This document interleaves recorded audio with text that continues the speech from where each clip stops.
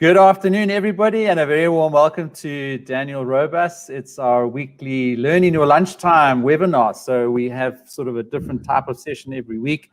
Either I'll do some coaching and talk about student success, or we'll get great people on board like Daniel to come and talk to us about their student success. So we'll get Daniel to just introduce himself just now. So guys, as you are, please coming online, just show us some love, pop a comment, tell us where you're from. Happy Valentine's Day weekend to everybody. So you can see us all I'm in my red Valentine's Day shirt. You can see the color scheme on the show today is going to be all in red.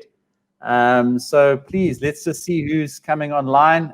Cara is such a regular. I actually interviewed Cara on the podcast the other day. So Cara has been taking on a bit of mentorship responsibilities with a couple of her fellow students. And that's something that we encourage in the student success community, is to help each other, because we can't do it alone. And we talk a lot about postgraduate studies. And it's been hard enough even before COVID. So with lockdowns and everyone having to work and study from home, it's been pretty tough. So hello, Tracy. Hello, Checkmate from Tux Pretoria University, way up in the north. Great to have you on board. So let's get into it. And Daniel has got so much to share with us, and such a, of all my friends and colleagues, I think I shared on YouTube yesterday, he's the one guy that I would love to just, have on the show. And we've managed to get into his busy schedule. He does so much these days, and he's just such a popular figure.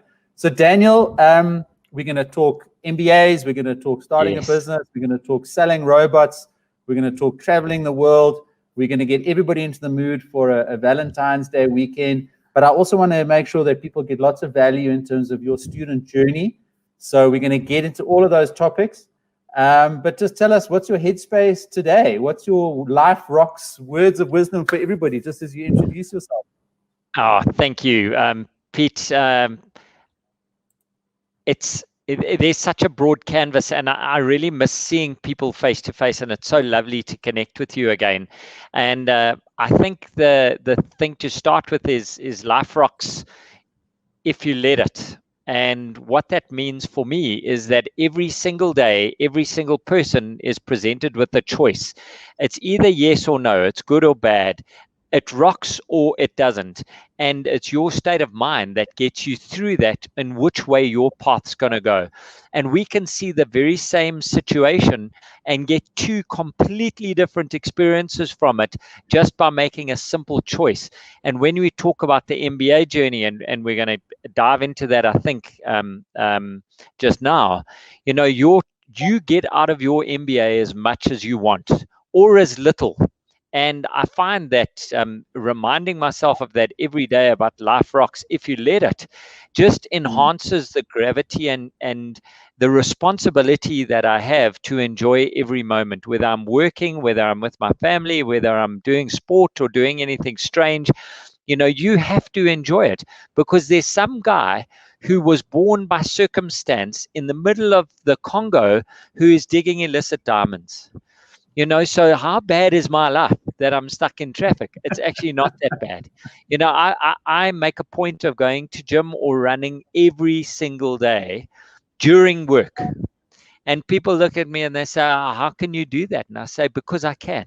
Because we can work our schedules around that, because people are outcomes based now. They're not time based.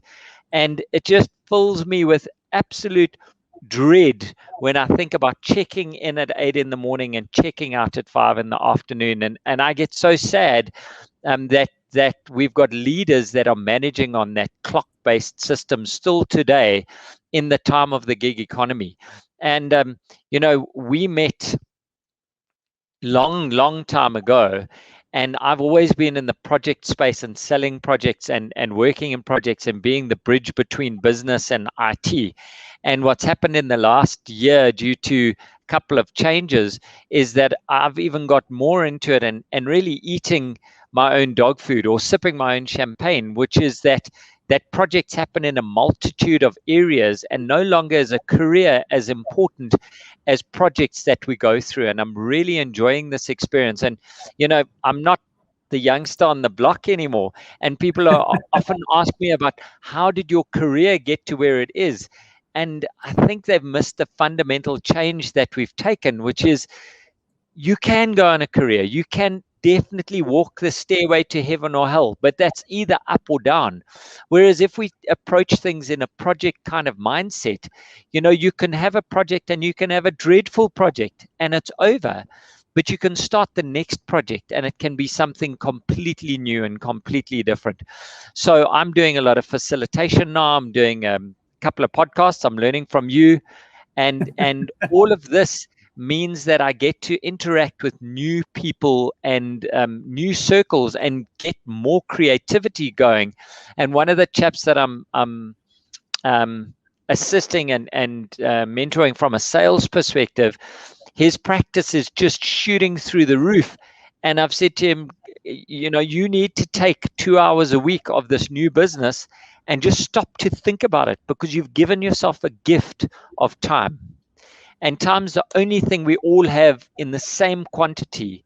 But you'd be amazed how much people like you, Pete, do in the same time that someone else has got, and they can't get off the couch.